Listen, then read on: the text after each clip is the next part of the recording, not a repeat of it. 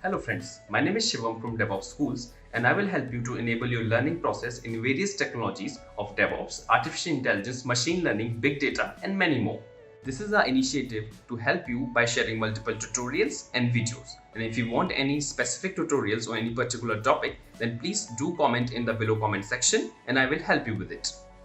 Also, please subscribe to our premium services on YouTube, which will give you access to more content and videos to enhance your knowledge about all these topics. Also, if you want me to help you with regards to the online trainings and classroom sessions by our qualified trainers, then please do write me at contact@devopsschool.com. Thank you. EC2 hyphen user it is. EC2 hyphen user.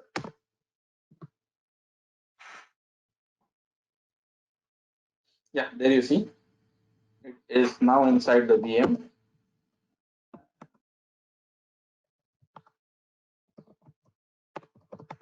So the initial CLI configuration that you showed to connect to management console, is that required to do this SSH or?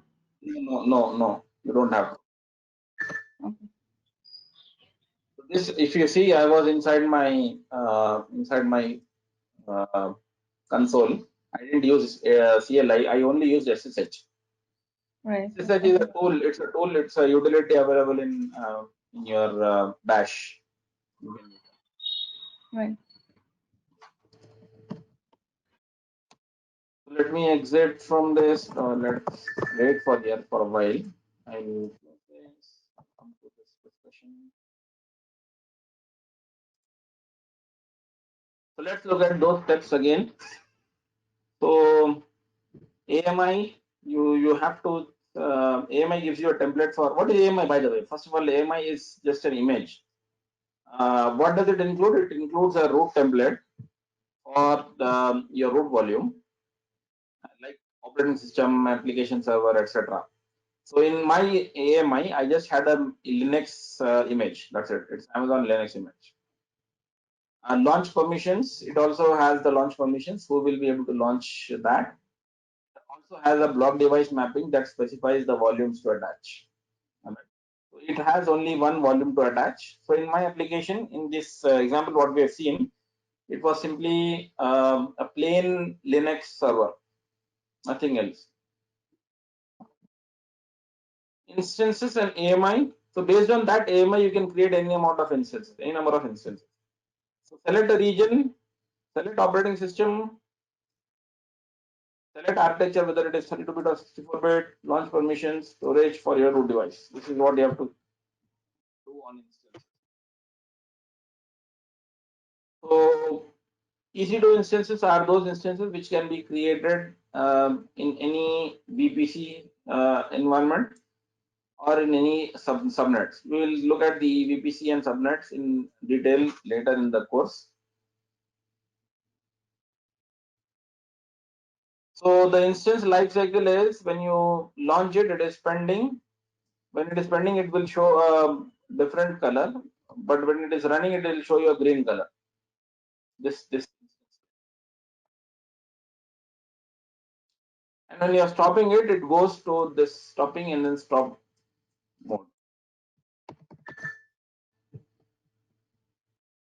When it is stopped, you can start it, resume it again. You do not terminate it forever. You can also do the rebooting. This is typical life cycle. You understand this. And when you terminate it, it shuts down and terminates. So when it is terminated, you cannot bring back the same VM again. You may launch a new VM, but you will not be able to bring back the same VM.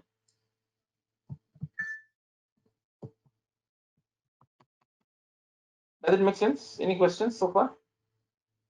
Yeah, I have one question. So when you created this instance, you selected one instance. So if you had selected two or three, what would have happened? It would have created those many VMs here. Okay, so it is like a mirror. Our application will be hosted in all the three instances or something. So whatever you have in your AMI, whatever you have in your AMI, that will happen. So the AMI which I have chose, That was a plain Linux AMI, if you remember that. Right, right. So a plain Linux server is started. That's it. Okay, but if If I we have have three instances, all will be running at the same time or something? yes, yes, they will be running parallelly. Okay.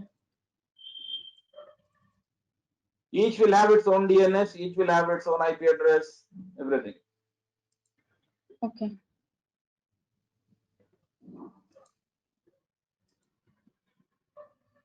Let me terminate this.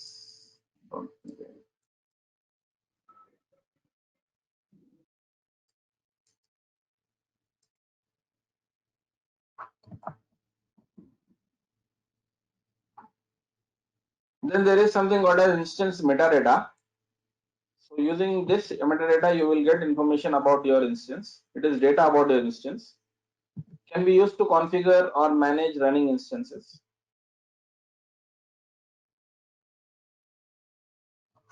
To retrieve instance metadata, to view all categories of instance metadata from within running instance, use this URL.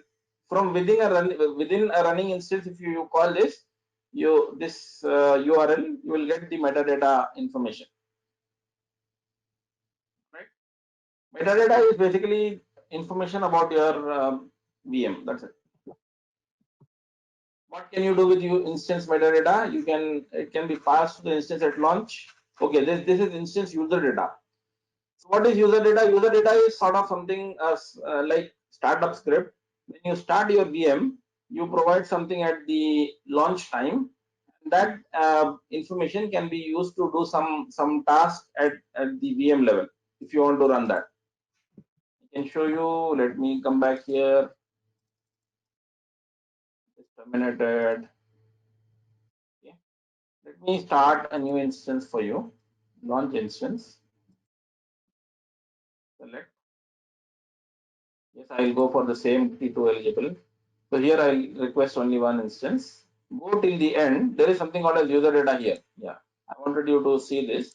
So this user data is something which can help you automate things.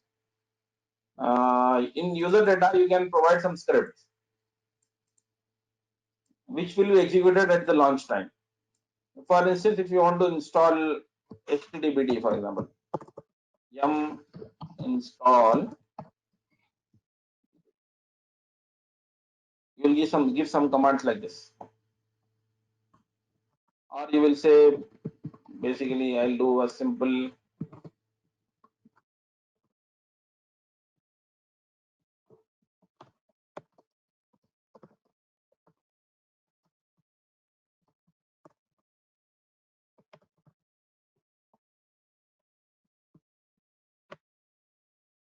do this. Add storage, add tags, configure security group. Yeah, launch this. I'll choose the same key pair. Use an existing C key pair. Account H, launch it. So this time a new instance will be launched. It is in the pending state. It's starting. This is the DNS public DNS.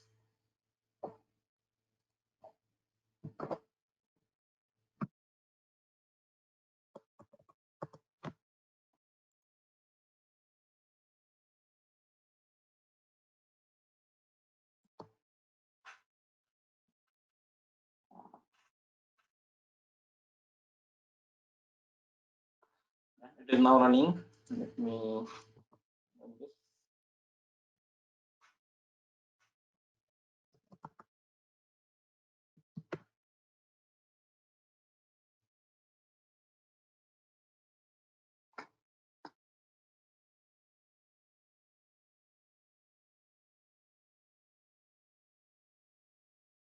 So it should now have your HTTPD installed.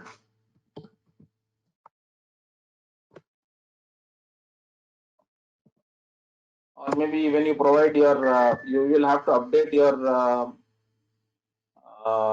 yum updates. I believe you have to give.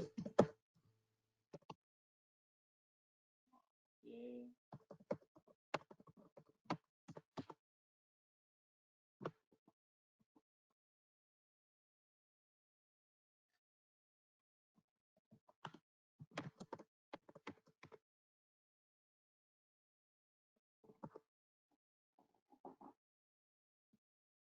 So basically, user data is something which is used for running some startup scripts.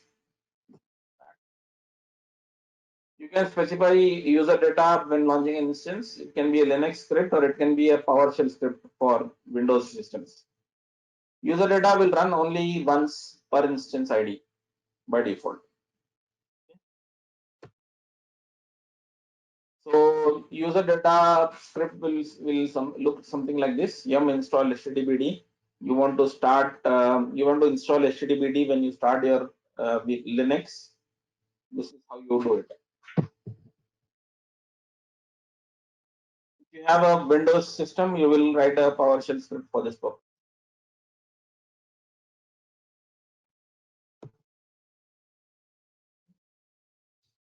And if you want to retrieve the user data which is there in your VM, you have this. You will use the same metadata what we saw.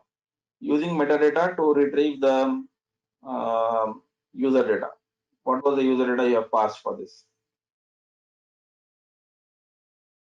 from within your VM?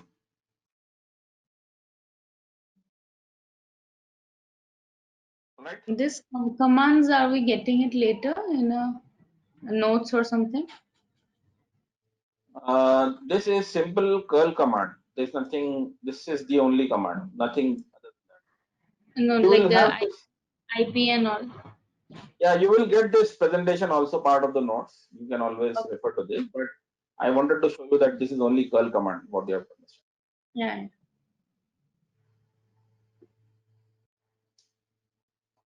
All right. Let me stop this.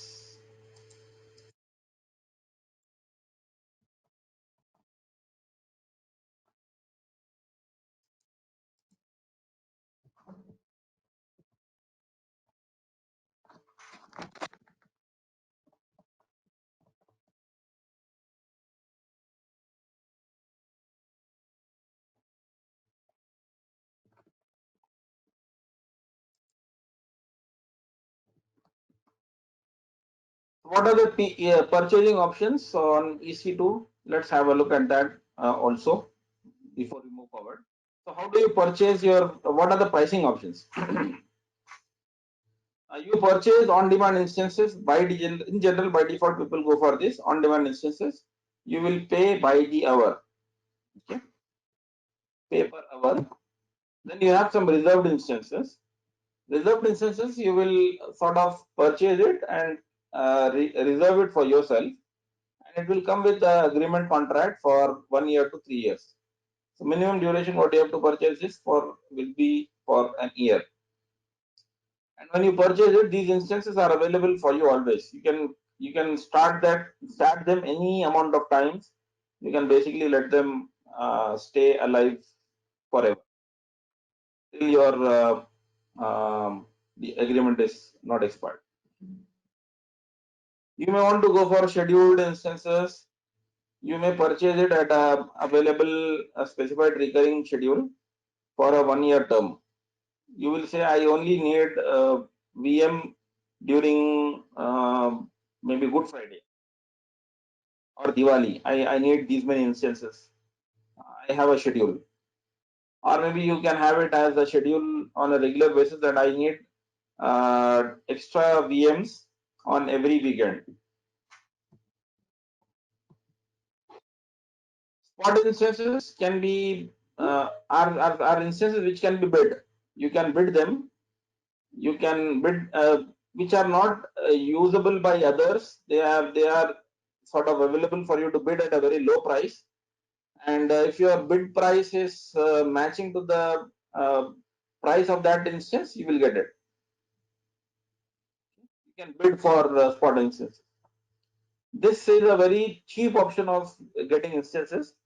But again, as your bid is, if your bid is not matching the spot price, you may not get it at that instance.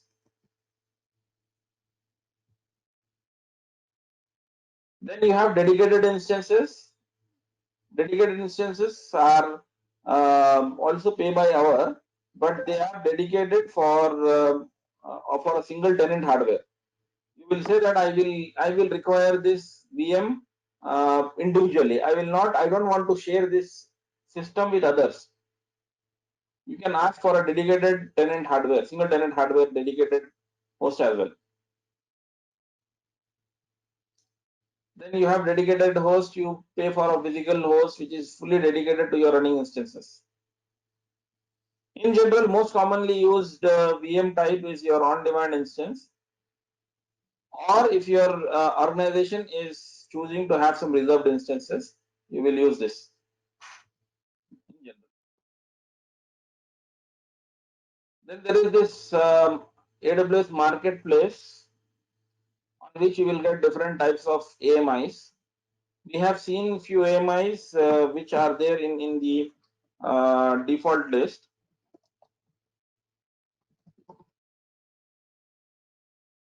But if you go to marketplace here, AWS marketplace gives you a different huge offerings which are given by different users. Like it's a marketplace where people can host their own companies can host their AMIs. For example, if I want to use Juniper based VMs, I can do that.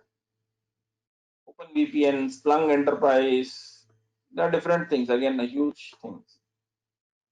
If you want to basically use application servers, for example, you want to use WordPress, being certified by Bitnami, MongoDB, WordPress based AMI.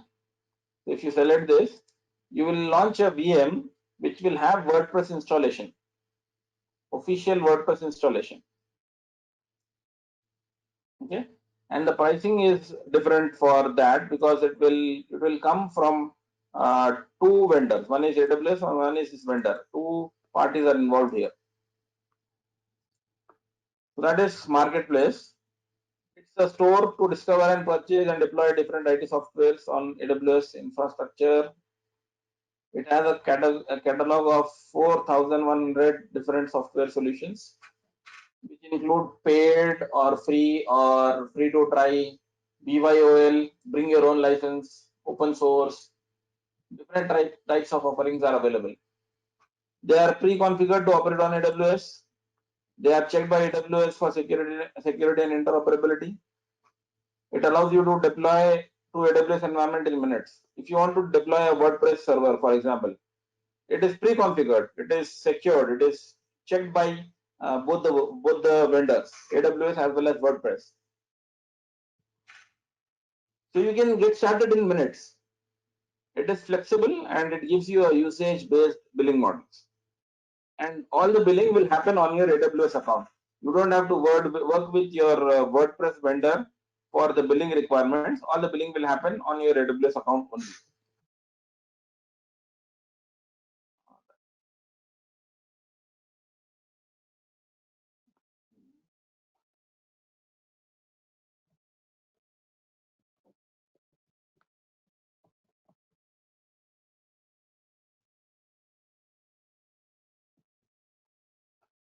So now let's talk about a little about what is Amazon VPC. Then we will move forward. After this topic, we will have a module. We will have a lab, and we can also have a break after this module, after the lab. Okay. So what is VPC?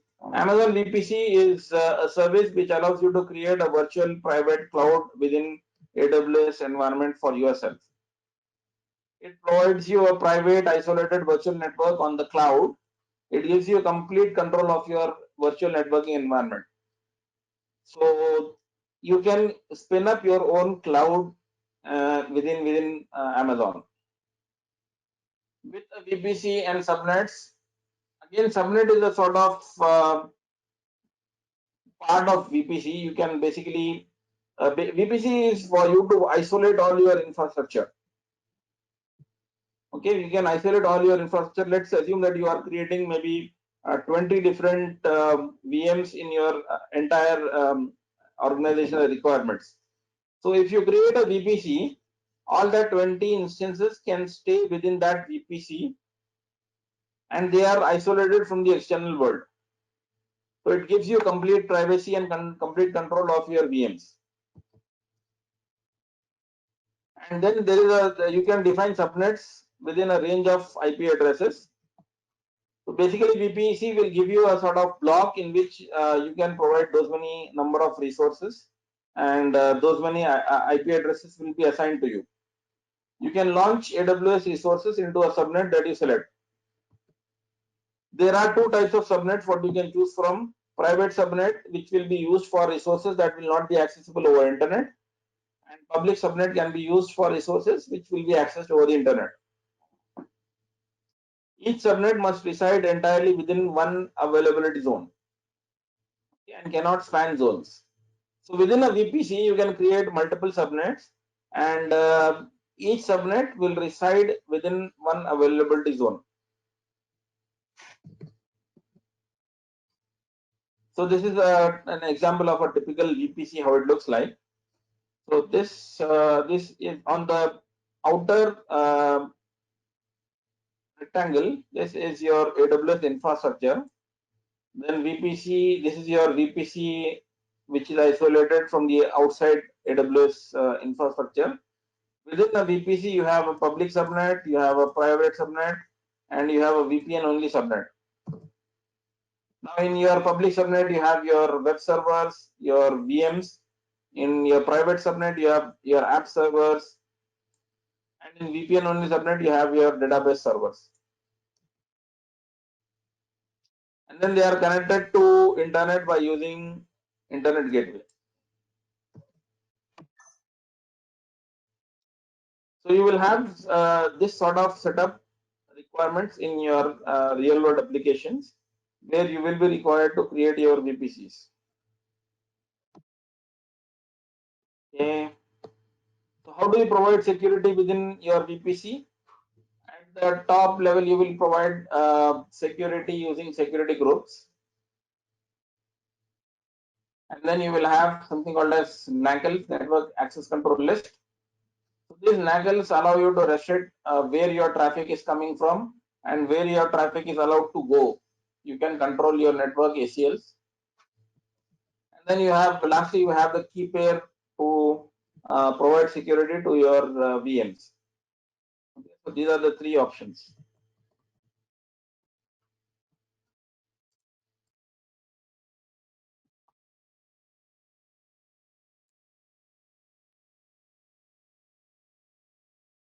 Security group is something which acts as a firewall for associated EC2 instances. It will control both inbound and outbound traffic. And then you have network NACLs, which acts as a firewall for subnet. Okay, so this NACL acts as a firewall across the subnet.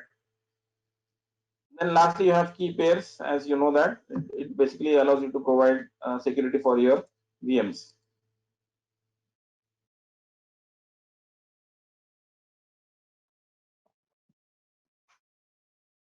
Then you have VPN connections. VPN is also one of the possibilities.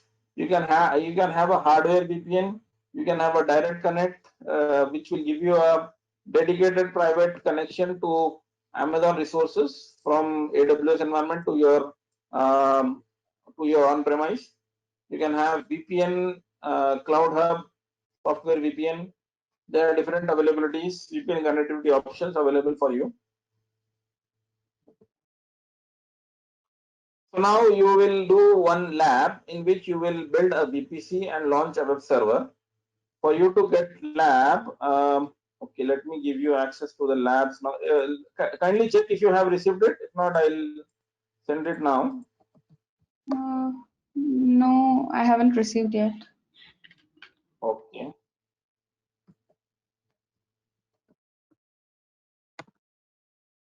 Give me 2 minutes.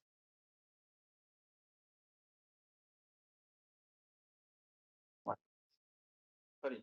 So I see that you are already added to the labs. Okay. You should have received email, but if you have not, let me send you the URL where you have to log in and create your accounts. Okay. I'll put it in the chats. So go to this springpeople.quicklabs.com. Okay. I see both of your names are added here, Neha Pandey and Anindita Kalita. Yes. Yeah, I have these two users already added. Just log into that and create your account on the springpeople.quicklabs.com. And once you access it, you will have the two labs available for you. Okay.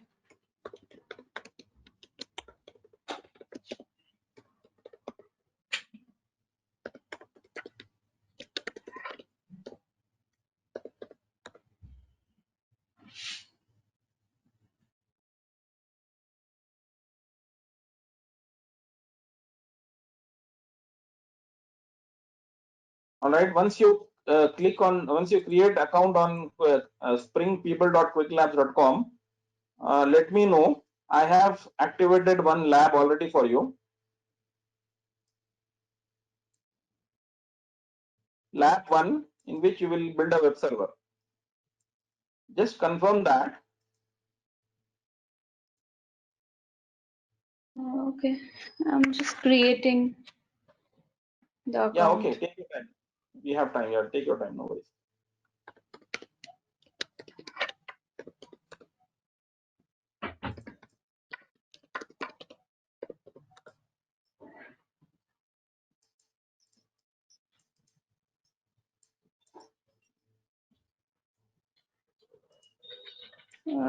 After logging in, I got some AWS Technical Essentials in progress scheduled course. That one I got. Should I click on that? Yeah. So do you see something called lab? Yes, yes. Click on that. Yeah. Yeah. Build a web server. Yes.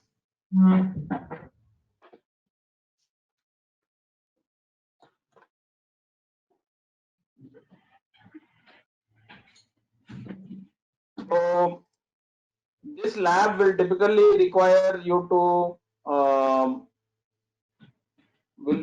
take some 40 minutes, I believe, for this lab. Okay. This lab takes approximately 45 minutes to complete. So let me walk through the different things what you will do in this lab.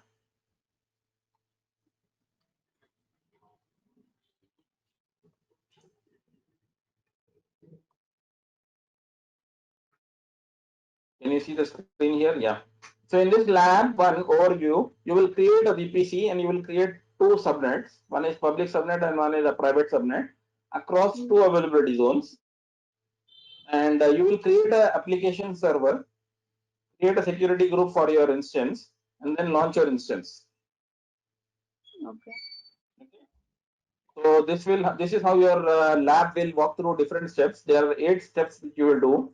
In the first step, let me give you a high level picture of this so that you see and understand what is the big picture you are trying to achieve when you are doing that lab.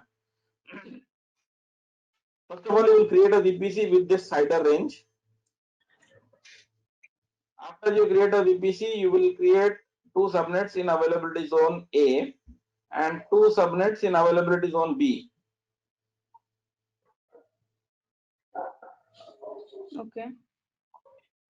So in one availability zone, you will have NAT server and you will give security configurations to that, and you will have web server in security and give it security configurations. This is how your entire lab will look like after your lab is done or after your 8 steps are done. Approximately 40 minutes is required for this. So the time right now is 10:45. It's up to you if you want to take a break for 10 minutes and then start this, or you start it and then finish it and take break. Choice is yours. We will take a break of approximately 40 plus 10, 50 minutes of break time. So we will resume at around 11:35. By the way, I will be here. If you have any issues in the lab, just shout out. I will address your requirements. Okay. So we just have to read the instructions and work on it. Yeah, so the lab is pretty much self-explanatory. So it has clear steps. You have to be very careful in each step because if you miss any of the steps, you may fall in a different zone altogether.